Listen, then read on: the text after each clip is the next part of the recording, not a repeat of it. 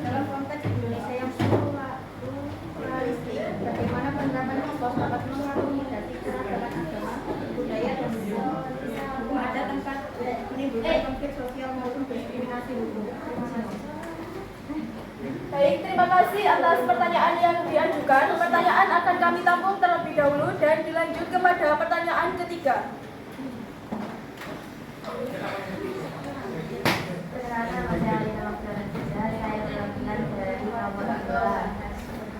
Bagaimana jika Indonesia mempertimbangkan penerapan hukum kisos, apa tantangan terbesar yang mungkin dihadapi dari sisi politik, sosial, dan hukum?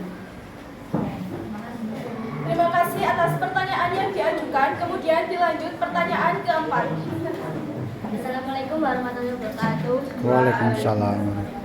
Saya perkenalkan, nama saya Novalila Lestari Purdanawati. Saya perwakilan dari kelompok 3, saya absen 29. Pertanyaannya, dalam kasus di mana pelaku berasal dari keluarga miskin dan korban dari keluarga kaya atau sebaliknya, apakah kisos masih bisa ditegakkan dengan adil? Terima kasih.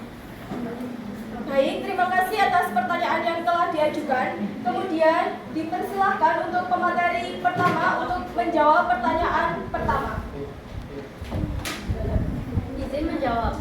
Dalam negara demokratis seperti Indonesia, HAM dijadikan penuh oleh konstitusi.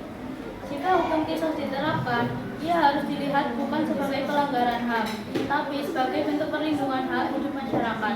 Meski tidak berlaku secara formal dalam hukum positif Indonesia, nilai-nilai kisos dapat sejalan dengan HAM bila dipahami sebagai upaya penegakan keadilan, mencegah kejahatan, dan memberi ruang bagi perdamaian. Apa bisa diterima?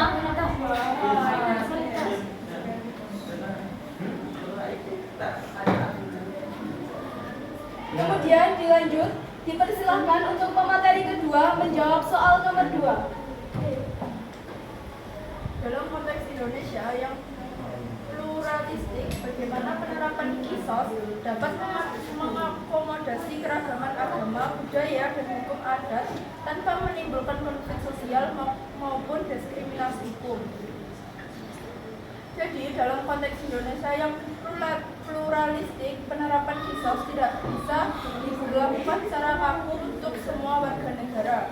Kisos lebih tepat dijadikan inspirasi nilai keadilan restoratif dalam hukum nasional, di mana keluarga korban diberi ruang untuk memaafkan atau menerima ganti rugi yang disebut diat.